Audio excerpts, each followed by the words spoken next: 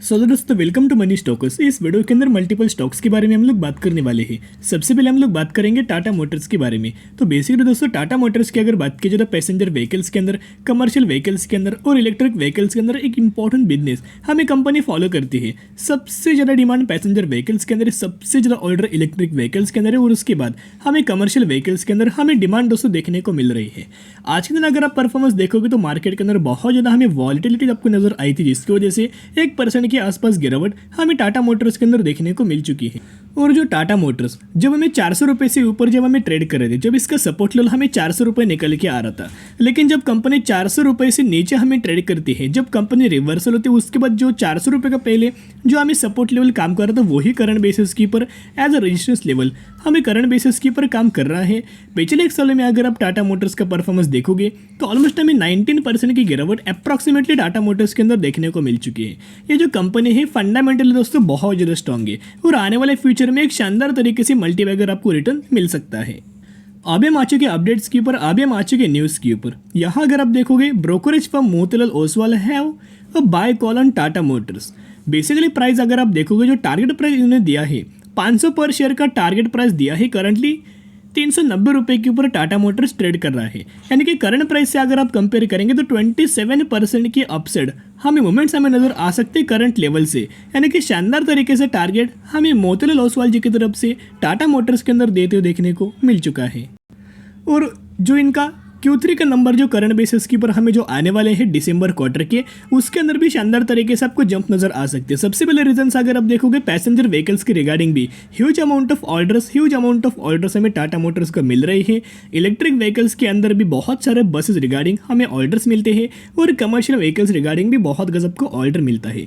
यानी कि इनका जो ऑर्डर बुक्स निकल के आ रहे हैं फंडामेंटली बहुत ज़्यादा स्ट्रॉन्ग है, जिसके चलते इनके Q3 के नंबर्स भी अच्छे आने के बहुत ज़्यादा चांसेस नजर आ रहे हैं। Q2 के नंबर अगर आप देखोगे सितंबर क्वार्टर के रेवेन्यूज के अंदर 29% की जंप, इनकम के अंदर 78% की जंप और नेट प्रॉफिट मार्जिन अगर आप देखोगे 83% की जंप देखने को मिल चुकी है।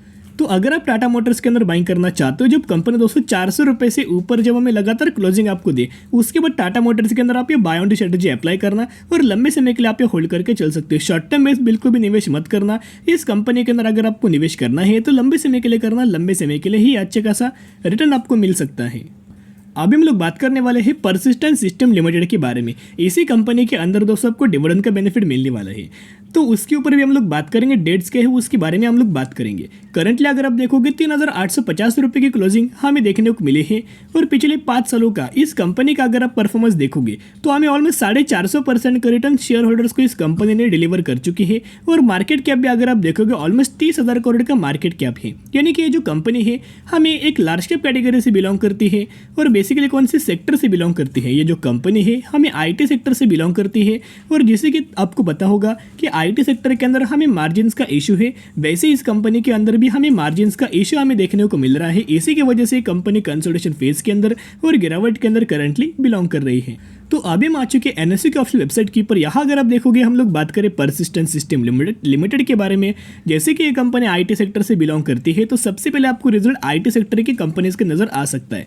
तो कंपनी ने Q3 के रिजल्ट्स के साथ साथ डिविडेंड का भी बेनिफिट शेयर होल्डर्स को देने वाले आप ये देख सकते हो। फाइनेंशियल रिजल्ट एंड डिविडेंड का बेनिफिट 18 जन 2023 इस दिन आपको क्वार्टर 3 का नंबर्स एज वेल एज हमें डिविडेंड का बेनिफिट मिलने वाला है। तो ये डेट अपने डायरी के ऊपर नोट कर सकते हो। तो परसिस्टेंट सिस्टम की अगर बात की जाए तो 2010 में स्टॉक मार्केट के अंदर लिस्टेड है। जब से अगली कंपनी लिस्टेड है तब से अगर आप देखोगे 1780% का रिटर्न शेयर होल्डर्स को डिलीवर कर चुके हैं। तो अच्छी खासी कंपनी है, बिजनेस बहुत अच्छा है। तो कंपनी के अंदर दोस्तों बाय ऑन स्ट्रेटजी अप्लाई करना और लंबे समय के लिए होल्ड करके चल सकते हो।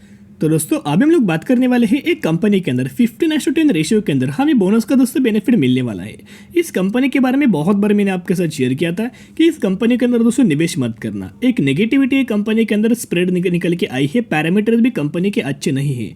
तो अगर आप इस कंपनी के आपके पास अगर 10 शेयर होंगे तो 10 के बदले आपको 15 share as a bonus share दिया जाएगा और यही एग्जीक्यूशन के बाद हो जाएंगे 25 शेयर।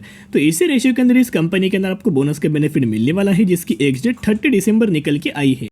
तो जो भी लोग इस कंपनी के अंदर 29 दिसंबर या फिर इससे पहले अगर आप निवेश करेंगे तो ही आप एलिजिबल होंगे और तो ही आपको बोनस रिगार्डिंग हमें बेनिफिट मिलेगा। तो कौन सी कंपनी के बारे में बात करें, हम लोग बात करें नाइसा सिक्योरिटीज लिमिटेड के बारे में। तो नाइसा सिक्योरिटीज की अगर बात की जाए तो बेसिकली ये कंपनी हमें फाइनेंस सेक्टर से बिलोंग करती है और फाइनेंस सेक्टर की अगर आप देखोगे तो आज के दिन 197 रुपीज़ की क्लोजिंग नजर आई। अगर आप इस कंपनी का रिटर्न प्रोफाइल देखोगे 2014 में स्टॉक मार्केट के अंदर लिस्टेड थी, मैक्सिमम के अंदर आप यह देख सकते हो 1250% का रिटर्न शेयर होल्डर्स को डिलीवर कर चुके हैं। तो अगर आप चार्ट पैटर्न देख के अगर आप निवेश करेंगे तो अगर आप देखोगे आपको लगेगा कि ये कंपनी बहुत ज़्यादा हमें फंडामेंटली कंपनी स्ट्रांग है, हर एक पैरामीटर के अंदर हमें इस कंपनी के अंदर ग्रोथ देखने को मिल रही है, इसी की वजह से कंपनी के अंदर तेजी आई है। लेकिन दोस्तों ये बात बहुत ज़्यादा गलत है। अगर आप इस कंपनी का Q2 के नंबर्स अगर आप देखोगे यानी कि सितंबर क्वार्टर के, तो रेवेन्यूज़ के अंदर 12% की गिरावट, नेट इनकम के अंदर 98%, EPS के अंदर भी 98% और नेट प्रॉफिट मार्जिन्स के अंदर भी 98% की गिरावट देखने को मिल रही है। और अगर आप इनके रिजल्ट्स देखोगे तो कंपनी के पास जीरो हमें रिजल्ट्स निकल कर, इनफैक्ट हमें नेगेटिविटी के ही अंदर हमें इनके रिजल्ट्स नजर आए हैं और कंपनी के पास ऑलमोस्ट 2 करोड़ के आसपास हमें बोरिंग्स निकल के आए हैं। कंपनी के अंदर रिजल्ट भी कुछ नहीं है, बोरिंग भी लगातार बढ़ती देखने को मिले हैं, सेल्स के अंदर गिरावट है, नेट प्रॉफिट्स के अंदर गिरावट है, ऑपरेटिंग प्रॉफिट्स के अंदर गिरावट है। ऊपर से ये कंपनी बहुत ही ज़्यादा छोटी है। एज वेल एज अगर आप इस कंपनी का शेयर होल्डिंग पैटर्न्स अगर आप देखोगे तो ये पैरामीटर दोस्तों की आपके साथ शेयर करो, किसी भी कंपनी के नाम में जाके निवेश मत करना, चार्ट पैटर्न देख के निवेश मत करना, पैरामीटर्स देख के निवेश करना। इनके अगर आप शेयर होल्डिंग पैटर्न्स देखोगे तो प्रमोटर्स के पास हमें 47% की होल्डिंग है और पब्लिक के पास अगर आप देखोगे 52% की होल्डिंग। तो इस कंपनी के जो मैक्सिमम शेयर होल्डर्स कौन है, पब्लिक। तो जिसकी वजह से दोस्तों अगर आप देखोगे पहले प्रमोटर्स के पास ह्यूज अमाउंट ऑफ होल्डिंग थी, लेकिन धीरे धीरे क्या कंपनी ने के प्रमोटर्स ने सेल किया और जो सेलिंग किया है बिल्कुल भी FIS DIS गवर्नमेंट इस कंपनी के अंदर इंटरेस्टेड नहीं है, सिर्फ पब्लिक इस कंपनी के अंदर बाइंग कर रही है। तो ये भी पॉइंट हमें नेगेटिविटी निकल के आई है। तो बिल्कुल दोस्तों इस कंपनी को निवेश मत करना। बहुत बड़े ऐसे कंपनीज आपको स्टॉक मार्केट के अंदर बहुत कंपनीज मिल जाएगी जो बोनस के अनाउंसमेंट करते, स्प्लिट का अनाउंसमेंट करते, बाद में सडन कंपनीज के अंदर गिरावट नजर आ जाती है। तो इस कंपनी को स्किप करके भी चल सकते हो। अभी हम लोग बात करेंगे HDFC बैंक के बारे में। तो HDFC बैंक का अगर आप आज के दिन परफॉर्मेंस देखोगे तो कोई ज़्यादा हमें परफॉर्मेंस नजर नहीं आया। एक फ्लैट क्लोजिंग हमें HDFC बैंक के अंदर देखने को मिल चुकी है। 1628 रुपीज़ की क्लोजिंग HDFC बैंक दे चुका। तो मैंने बहुत बार आपके साथ शेयर किया था, अगर आप प्राइवेट सेक्टर वाले बैंक के अंदर निवेश करना चाहते हो तो सबसे पहले HDFC बैंक के अंदर निवेश करना, बाद में ICICI बैंक और उसके बाद अगर आप देखोगे तो दूसरे बैंक्स के अंदर आप ये जा सकते हो। लेकिन सबसे पहला जो प्रेफरेंस है HDFC बैंक है। तो HDFC बैंक का Q3 के नंबर्स की डेट्स हमें अनाउंसमेंट कंपनी ने कर चुकी है। यहाँ अगर आप देखोगे 14 जैन 2023 इस दिन यानी कि 14 जैन के दिन आपको HDFC बैंक का Q3 के नंबर्स आने वाले हैं। तो क्या हमें डिविडेंड का बेनिफिट मिलने वाला है? नहीं, आपको बिल्कुल दोस्तों कोई डिविडेंड का बेनिफिट नहीं मिलने वाला, सिर्फ और सिर्फ या फाइनेंशियल रिजल्ट्स आपको देखने को मिलने वाला है। तो जरूर चैनल को सब्सक्राइब करके रख सकते हो ताकि जब भी मुझे इस कंपनी का Q3 का नंबर्स देखने को मिले मैं 100% आपके साथ शेयर कर दूंगा। तो HDFC बैंक के अंदर दोस्तों कोई हमें ज़्यादा अपडेट्स नहीं था और आपको पता होगा मर्जर है जिसकी वजह से HDFC लिमिटेड HDFC बैंक के अंदर अगले साल लिस्टेड होने वाला है मई जून के आसपास। तो जिसकी वजह से जो अभी कंपनी 2 आपको सेपरेट निकल के आ रही, बाद में सिर्फ एक ही आपको HDFC बैंक आपको नज़र आ जाएगा। मैक्सिमम के अंदर 29,000% का रिटर्न शेयर होल्डर्स को डिलीवर कर चुकी है। तो कंपनी के अंदर निवेश करके लंबे समय के लिए होल्ड करके चल सकते हो। तो आज के लिए इतने, अगर वीडियो पसंद है जरूर वीडियो को लाइक शेयर सब्सक्राइब कर सकते हो। फिर मिलेंगे, बाय।